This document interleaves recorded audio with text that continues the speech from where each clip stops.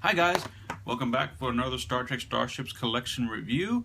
I have in front of me issue number 46, the USS Enterprise C. You know, this one. Had a rough ride. NCC-1701-C.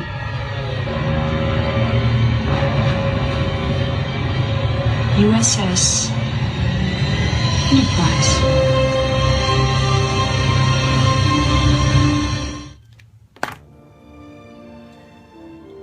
So yeah, we have our magazine, and you have the ship in its box.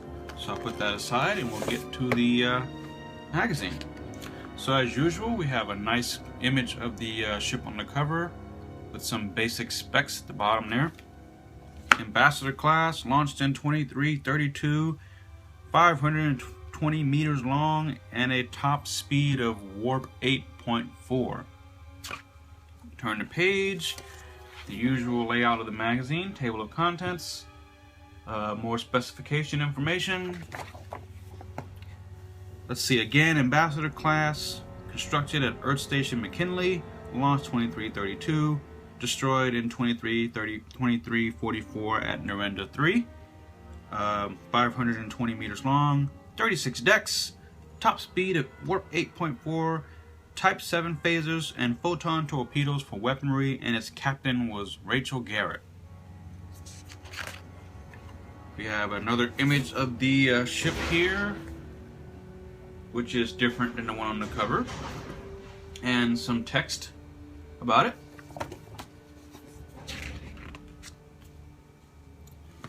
More screenshots from the episode, and more text about it, and the bio of Captain Garrett there.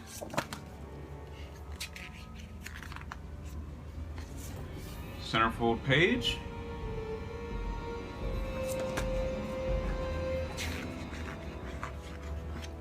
And the designing of the Enterprise C. I haven't had a chance to read this yet, but I do know that they kind of rushed this thing together. It was based on the Enterprise D design, so they just kind of threw it together in a quick hurry. But from what I understand, it took them years to, I guess, develop the concept for the story. So turning the page, we have more conceptual art and more text there.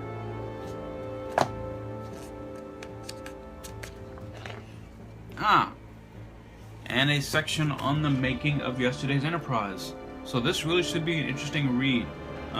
This is one of the most fan-favorite episodes of Season 3, brought back Tasha Yar in this alternate timeline. You got to finally see the Enterprise C, and ultimately that episode would prove to be kind of like a starting point or a launching point for several other episodes in later seasons of The Next Generation, mostly featuring the Romulans and the Klingons, the Klingon Civil War. The Romulans were heavily involved with that, and without spoiling it for those of you who haven't seen the rest of The Next Generation, let's just say that the events of this episode are felt across many years to come. So yeah. And turning the page, we have more images and information about the Enterprise C and its mission. Oh, and Commander Riker even kicked the bucket in this episode in this alternate timeline, so that's kind of cool. Or not cool, depending on how you look at it. And the on-screen appearance page. It's only appeared in one episode, but it's been referenced in several. It has not been in any movies or other TV shows, and it was designed by Rick Sternbach and Andrew Probert. An interesting little tidbit here at the bottom, image of Jack Crusher. That would be Wesley Crusher's father. Apparently, in the original notes for the script, he was supposed to be in this episode having been restored to life by the changes in the timeline, but they just decided against it for whatever reason. So yeah, that's the Enterprise C magazine. On the back, you have the ship from the top view. So that's our magazine, and let's get to the ship itself. So here it is in the box. the usual box with the logos and fonts and so on. So let's take it out.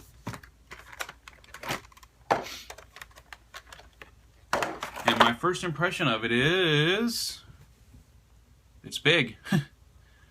The metal part is the saucer section, and the plastic part is the star drive section. It's a pretty decent model. I know a lot of fans and subscribers to this collection were unhappy with this model for various reasons, and I can see why. On the bottom, there's really not much detail on the bottom of the ship, and to be honest, that doesn't bother me all that much. I guess the bigger question is, was the bottom of the ship seen in the episode? At least this part of the ship? I don't know. So I don't know if you can really fault Eagle Moss for making a model that doesn't really show the bottom. I don't know. And of course, the other complaint from many people was the fact that the stern back here doesn't have a whole lot of detail. But I mean, it seems okay to me.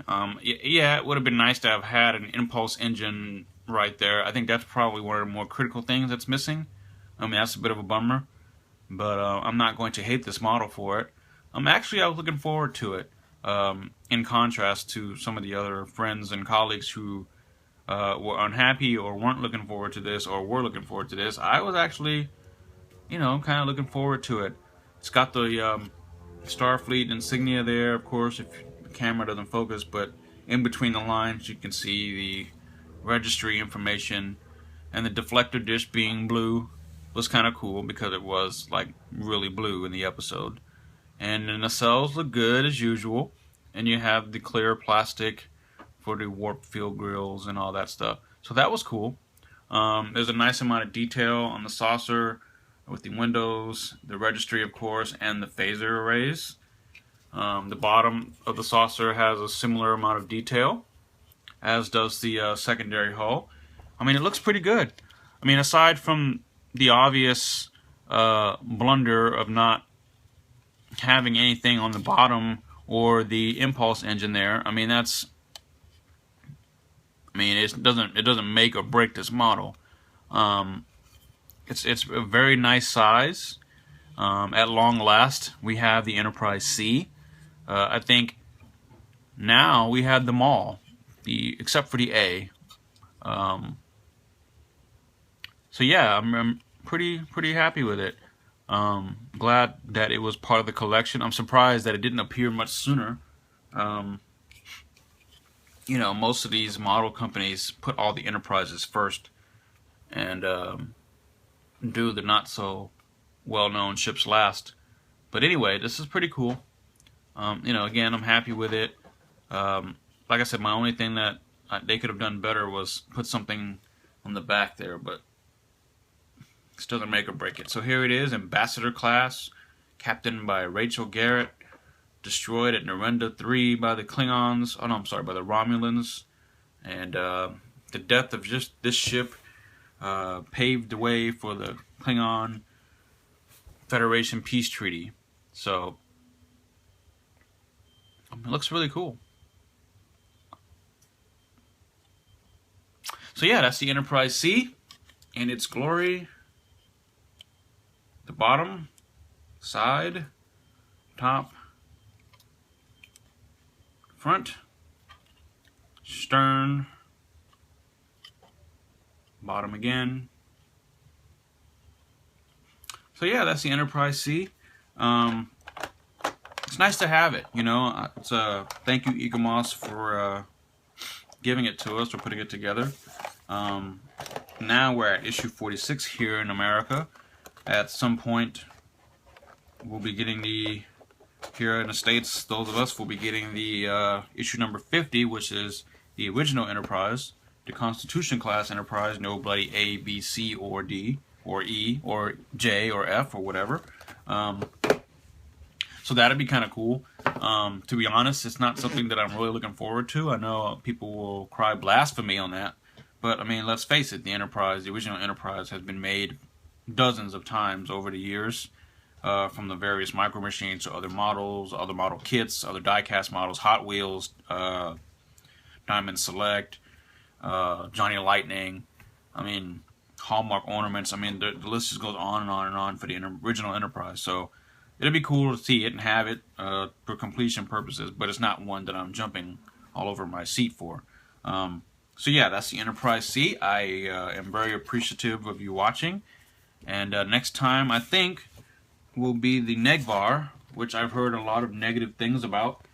But I look forward to receiving it so that I can share my own thoughts and opinions on it. So yeah, so thank you all for watching, and until then, live long and prosper.